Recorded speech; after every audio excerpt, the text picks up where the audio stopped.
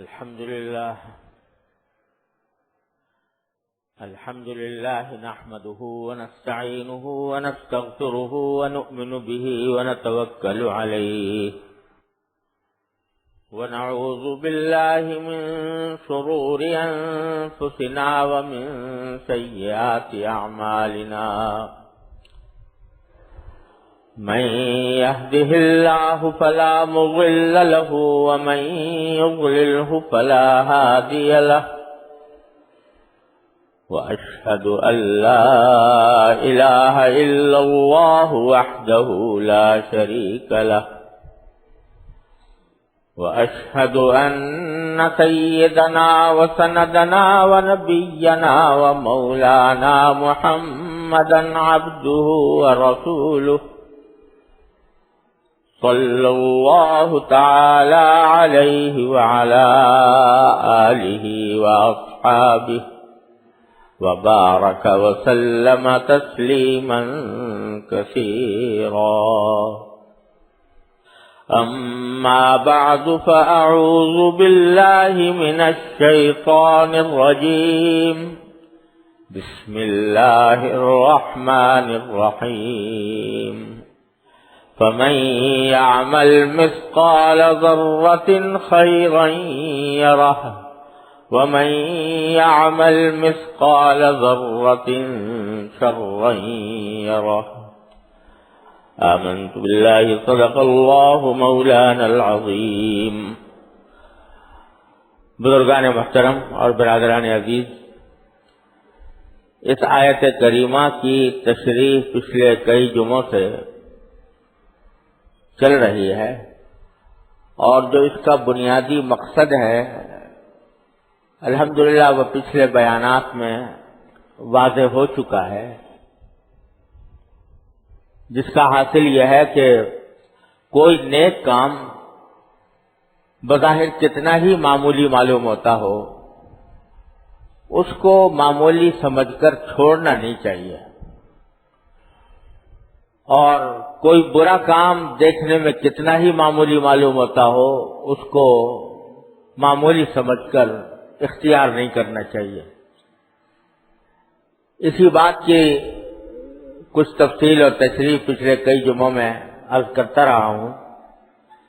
لیکن اس بات کی وضاحت سے ابھی دل بھرا نہیں، اس لیے کہ یہ اللہ تبارک و تعالیٰ کے فضل و کرم سے ایک ایسا عظیم نسخہ ہے کہ اگر اس کی اہمیت کا ہم لوگوں کو کما حقہ احساس ہو جائے تو وہ دنیا و آخرت کی صلاح و فلاح کا ایک بہت بڑا ذریعہ ہے. وہ اس لیے کہ بعض کام، نیکی کے بعض کام تو ایسے ہوتے ہیں کہ جن کو کرنے میں کچھ مشقت ہوتی ہے، محنت کرنی پڑتی ہے، یا روپیہ پیسہ خرچ کرنا پڑتا ہے، تو اس کا اگرچہ وہ نیکی کا کام ایسا ہے کہ اس کا فائدہ ایسا ہے کہ اس کے آگے وہ محنت کوئی حقیقت نہیں رکھتی، لیکن پھر بھی ایک انسان یہ سوچتا ہے بھائی مجھ سے وہ محنت ہو نہیں سکتی. مثلا تہجد کی نماز ہے، آخر شب میں رات کو اٹھ کر اللہ تعالیٰ کے حضور نماز پڑھنا بڑی فضیلت کا کام ہے، لیکن اس میں کچھ محنت ہے، نیند کی قربانی دینی پڑتی ہے، مشقت اٹھانی پڑتی ہے. اس واسطے ہم جیسے کم ہمت لوگ وہ اس سے محروم رہتے ہیں، ہم سے نہیں اٹھا جاتا. یا مثلا صدقہ خیرات ہے بہت زیادہ، تو اس میں روپیہ پیسہ خرچ ہوتا ہے. بسا اوقات آدمی سوچتا ہے کہ میرے پاس جتنی آمدنی ہے اس میں میرے اندر اتنی گنجائش نہیں ہے کہ میں صدقہ خیرات کروں. حالانکہ اگر نکالنا چاہے تو تھوڑا بہت تو نکال ہی سکتا ہے، لیکن پھر بھی بہرحال کچھ روپیہ پیسہ خرچ ہوتا ہے. لیکن بے شمار نیکیاں ایسی ہیں جن میں نہ محنت، نہ مشقت، نہ کوئی خرچ، پھر بھی ہم لوگ اس سے محروم ہیں، اور صرف اس وجہ سے معروم ہیں کہ ان کی اہمیت کا احساس نہیں، ان کے فائدے کا احساس نہیں، ان کی طرف سے غفلت ہے، بے پرواہی ہے، اور اس بات کی ضرورت کا احساس نہیں کہ اپنی نیکیوں کی مقدار میں اضافہ کرنا کتنا ضروری ہے ہمیں مرنے سے پہلے پہلے۔ نہ جانے کب موت آ جائے، نہ جانے یہ زندگی کس وقت ختم ہو جائے۔ آج کے حالات میں آپ دیکھتے ہو کہ بیٹھے بیٹھے آدمی رخصت ہو جاتا ہے، وہاں تو جا کر نیکیاں ہی کام آئیں گی، نہ روپیہ کام آئے گا، نہ پیسہ کام آئے گا، نہ بھائی کام آئے گا، نہ بہن کام آئے گی، نہ باپ، نہ ماں، نہ بیوی، نہ شوہر، وہ تو نیکیاں ہی کام آئیں گی۔ ان نیکیوں کی تعداد میں اضافہ کرنا کتنا ضروری ہے، اس کی اہمیت بھی دلوں میں نہیں۔ اس کی وجہ سے یہ کام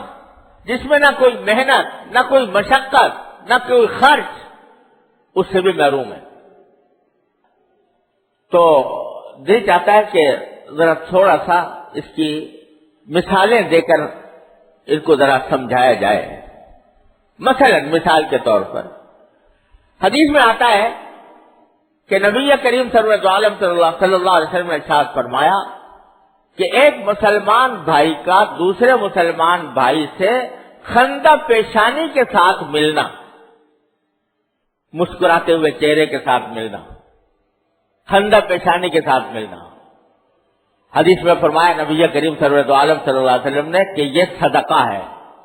یہ ایسا ہی ثواب ہے اس میں جیسے کہ صدقے کا ثواب۔ اب بتائیے کہ کسی جو مسلمان بھائی مل رہا ہے، ملاقات ہو رہی ہے اس سے، تو اگر اس وقت آدمی اپنے چہرے پر بشاشت کا اظہار کر دے اور چہرے پر خندہ پیشانی کا مظاہرہ کر لے تو کیا محنت ہے اس میں، کیا مشقت ہے، کیا پریشانی ہے، کیا خرچ ہے؟ کچھ بھی نہیں۔ لیکن چونکہ اس کی اہمیت کا احساس نہیں، یہ نہیں پتا کہ یہ بھی ایک نیکی ہے اور اس پر صدقہ کا ثواب ملتا ہے اللہ تبارک و تعالیٰ کی طرف سے، تو ہم اس سے محروم رہتے ہیں۔ اور بعض لوگوں کی عادت ہوتی ہے کہ طبیعت ہی کچھ ایسی بعض لوگوں کی بنی ہوئی ہوتی ہے کہ ملاقات کریں گے تو کوئی اس کے اوپر ملاقات کے وقت میں کوئی بشاشت کا اظہار نہیں ہوتا اور شروع ہو کر بہت ہی سنجیدہ ہو کر ملاقات کریں گے۔ اگر اسی کے اندر ذرا سا تغیر پیدا کر لیں کہ نبی کریم سرور عالم صلی اللہ علیہ وسلم کی سنت یہ تھی اور آپ نے اس کو صدقہ قرار دیا ہے، تو ہر ملاقات پر صدقہ، ہر ملاقات پر اجر، ہر ملاقات پر اتباع سنت کا ثواب۔ حضرت جریر رضی اللہ تعالیٰ عنہ ایک صحابی ہیں، نبی کریم صلی اللہ علیہ وسلم کے صحابہ کرام میں بڑے خوبصورت صحابی تھے، یوسف ثانی سمجھا جاتا تھا ان کو اپنی خوبصورتی حسن جمال میں۔ وہ کہتے ہیں کہ جب سے میں اسلام لایا، اسلام لانے کے بعد سے لے کر آخر دم تک جتنی بار نبی کریم صلی اللہ علیہ وسلم سے میرا سامنا ہوا، ملاقات بھی نہیں، جب بھی کبھی سامنا ہوا، ہمیشہ نبی کریم صلی اللہ علیہ وسلم کے چہرے مبارک پر تبسم میں نے دیکھا، ہمیشہ تبسم کے ساتھ میں آپ کے سامنے آتا، آپ تبسم فرماتے، جس سے دوسرے کا دل خوش ہو جائے، دل کھل جائے۔ یہ ایک ایسی نیکی ہے کہ جتنی مرتبہ انسان دوسرے اپنے مسلمان بھائی سے ملے گا اور خوش خلقی سے ملے گا، خندہ پیشانی سے ملے گا، تو اجر و ثواب کا مستحق ہوگا، اتباع سنت کا اجر و ثواب حاصل ہوگا، اور اس کے کتنے انوار و برکات ہوں گے، اور اس کے نتیجے میں ظاہر ہے کہ آپس میں محبتیں پیدا ہوں گی۔ اسی طرح نبی کریم سرور عالم صلی اللہ علیہ وسلم نے فرمایا کہ کسی بھی انسان سے اللہ کی خاطر محبت کرنا، اس سے کوئی پیسہ نہیں چاہیے، اس سے کوئی دنیاوی فائدہ نہیں چاہیے، اس سے کوئی اپنی غرض وابستہ نہیں ہے، صرف اس لیے محبت کرتا ہوں اللہ کے خاطر۔ کس طرح اللہ کی خاطر ہونے کا کیا معنی؟ اللہ کے خاطر ہونے کے معنی یہ بھی ہو سکتے ہیں کہ مثلا کوئی آدمی ہے، وہ اس سے ہم کوئی دین کا علم حاصل کرتے ہیں تو اس سے اس لیے محبت ہو کہ بھئی دین کا علم اس سے حاصل ہو رہا ہے، یہ اللہ کے لیے محبت ہے۔ کوئی آدمی ہے جو اگرچہ ہمارا براہ راست اس سے تعلق نہیں ہے، لیکن دیکھتے ہیں کہ نیک آدمی ہے، اللہ تعالیٰ کا عبادت گزار ہے، عبادت کرتا ہے، لوگوں کے ساتھ اس کے معاملات اچھے ہیں، اس سے محبت اس وجہ سے ہے، چاہے ہماری کبھی اس سے ملاقات بھی نہ ہوئی ہو، لیکن غائبانہ ذکر سنا ہوا ہے، یا اس کو دور سے دیکھتے ہیں کہ اس کے معاملات اتنے اچھے ہیں، تو اس سے دل میں محبت پیدا ہوئی، اس وجہ سے ہوئی کہ اللہ کی خاطر ہوئی، تو اپنی کوئی غرض نہیں۔ اور تیسرا یہ کہ کسی سے محبت اللہ کی خاطر ہونے کے ایک معنی یہ بھی ہے کہ یہ میرا مسلمان بھائی ہے، اور کچھ بھی نہیں، تو یہ صاحب ایمان ہے، مسلمان بھائی ہے، اس وجہ سے محبت ہے، میری کوئی غرض اس سے وابستہ نہیں، میرا کوئی مفاد اس سے اٹکا ہوا نہیں، لیکن مسلمان ہونے کے ناطے میں اس سے محبت کرتا ہوں، تو یہ بھی حب فی اللہ ہے، اللہ تبارک و تعالیٰ کی یہ بڑا عظیم ثواب ہے، اس کا اتنا عظیم ثواب ہے کہ ایک روایت میں آتا ہے کہ حضرت ابو ادریس خولانی رحمۃ اللہ علیہ ایک تابعین میں سے ایک بڑے بزرگ گزرے ہیں، تو وہ ایک مرتبہ انہوں نے دیکھا کہ حضرت معاذ ابن جبل رضی اللہ تعالیٰ عنہ نبی کریم صلی اللہ علیہ وسلم کے بڑے چہیتے صحابی تھے، لاڈلے صحابی، حضرت معاذ ابن جبل رضی اللہ تعالیٰ عنہ، وہ کہیں بیٹھے ہوئے تھے، تو حضرت عزیز خیلانی ان کے پاس گئے اور جا کر کہا کہ حضرت مجھے آپ سے اللہ کی خاطر محبت ہے۔ تو حضرت معاذ نے فرمایا ذرا سوچ سمجھ کر کہو، کیا واقعی مجھ سے اللہ کی خاطر محبت کرتے ہو؟ انہوں نے کہا جی ہاں میں اللہ کی خاطر محبت۔ انہوں نے کہا میں پھر پوچھتا ہوں کیا واقعی اللہ کی خاطر محبت کرتے ہو؟ 3 مرتبہ پوچھا حضرت معاذ بن جبل نے، جب تینوں مرتبہ انہوں نے یہی جواب دیا کہ میں اللہ کی خاطر محبت کرتا ہوں، تو حضرت معاذ بن جبل رضی اللہ عنہ نے فرمایا کہ میں نے بار بار آپ سے اس لیے پوچھا کہ میں نے ایک حدیث سنی ہے نبی کریم صلی اللہ علیہ وسلم براہ راست سرکار دو عالم صلی اللہ علیہ وسلم سے سنی ہے کہ جب 2 آدمی اللہ تبارک و تعالیٰ کی خاطر ایک دوسرے سے محبت کرتے ہوں گے تو اللہ تعالیٰ ان کو قیامت کے دن اپنے عرش کے سائے میں رکھے گا، اور ایک بات میں یہ آتا ہے کہ وہ میدان حشر میں نور کے ممبروں پر ہوں گے وہ لوگ۔ اس لیے میں تمہیں یہ خوشخبری سناتا ہوں کہ تم نے جو محبت کا اظہار کیا اللہ کے لیے، اس پر رسول کریم صلی اللہ علیہ وسلم نے یہ خوشخبری سنائی ہے۔ اور ساتھ ہی ایک حدیث میں آپ نے یہ بھی فرمایا کہ اگر کسی مسلمان بھائی سے اللہ کی خاطر محبت ہو تو اس کو بتا بھی دو کہ مجھے تم سے اللہ کی خاطر محبت ہے، اس سے جانبین کی محبت میں اضافہ بھی ہوتا ہے۔ تو اب بتائیے یہ عمل کہ کسی سے اللہ کی خاطر محبت کرنا، یہ عمل نہ کوئی محنت، نہ کوئی مشقت، نہ کوئی پیسے کا خرچ، لیکن اس کی وجہ سے کتنی بڑی عظیم فضیلت حاصل ہو گئی اللہ تبارک و تعالیٰ کے ہاں کہ عرش کے سائے میں ہوں گے اس دن، جس دن کی سختیاں مشہور و معروف ہیں، اس دن اللہ تبارک و تعالیٰ کے عرش کے سائے میں ہوں گے۔ تو عمل چھوٹا سا ہے لیکن ثواب اتنا بڑا، من یعمل مثقال ذرۃ خیرا یرہ، یہ بظاہر دیکھنے میں معمولی بات معلوم ہوتی ہے لیکن حقیقت میں بڑا عظیم ثواب ہے۔ کسی مسلمان کی تسلی کر دینا، تسلی کا کوئی کلمہ کہہ دینا، کسی شخص کو کوئی تکلیف پیش آئی، اس کے اوپر کوئی مصیبت آ گئی، اس کو کوئی غم یا صدمہ پہنچ گیا، آپ نے اس کو تسلی دینے کے لیے کچھ کلمات کہہ دیے، تو اس کو حدیث میں فرمایا کہ اس کا نتیجہ یہ ہوتا ہے کہ جو شخص کسی مصیبت زدہ یا غم زدہ کی تسلی کے کلمات کہہ دے تو جتنا ثواب اس کو اس تکلیف پر ملا ہے اتنا ہی ثواب تسلی دینے والے کو بھی ملے گا، کیونکہ حدیث میں آتا ہے کہ انسان کو، مسلمان کو دنیا میں جو بھی کوئی تکلیف پہنچتی ہے، صدمہ، تشویش، غم، کوئی بھی چھوٹے سے چھوٹا، تو اللہ تبارک و تعالیٰ اس کے گناہ معاف فرماتے ہیں، اور اگر گناہ نہیں ہے تو اس کے درجات بلند فرماتے ہیں، اجر ملتا ہے، عظیم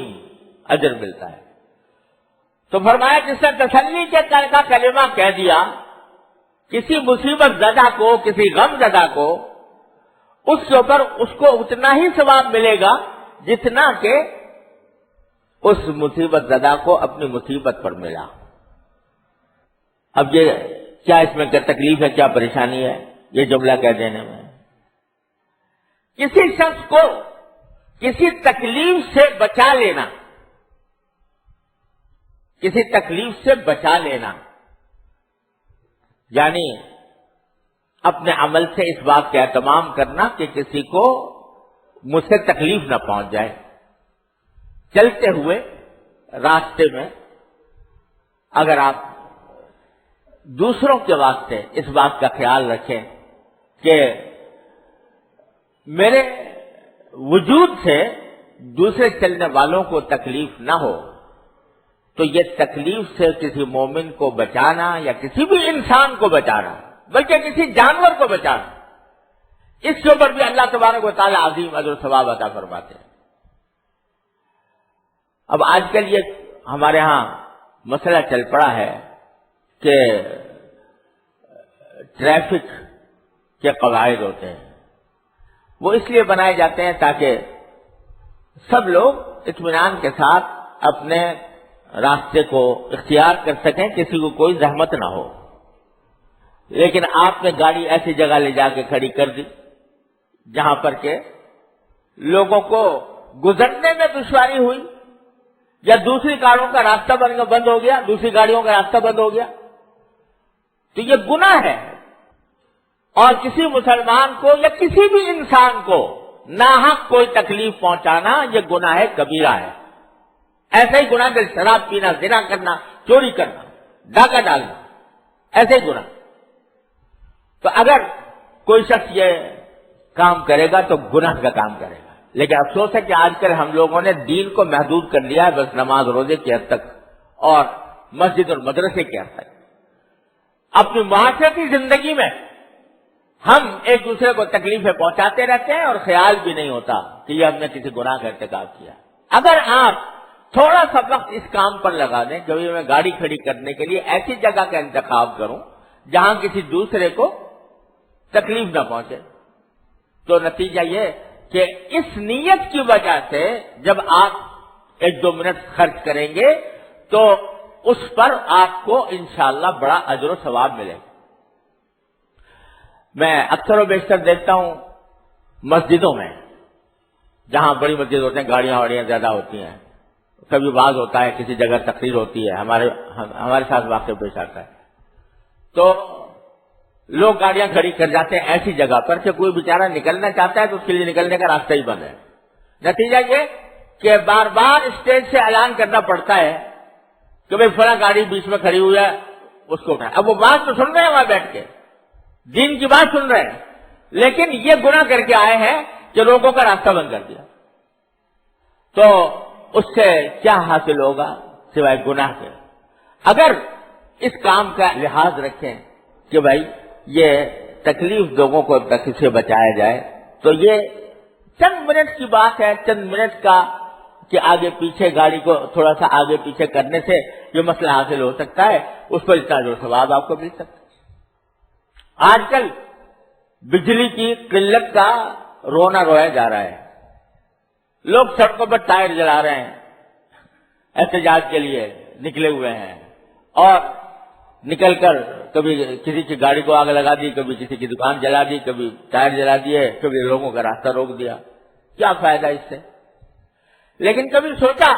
حکومت کی تو اپنی ذمہ داری ہے, وہ نااہل ہے, اس نے نااہلی کی وجہ سے اب تک مسلمانوں کو مصیبت میں مبتلا کر رکھا ہے, وہ ایک اس کی ذمہ داری ہے. لیکن ذرا ہم گریبان میں بھی منہ ڈال کے دیکھیں کہ دیکھو کہ بجلی کا کتنا ضیاع ہمارے ملک میں ہو رہا ہے, ہمارے ہاتھ میں ہے.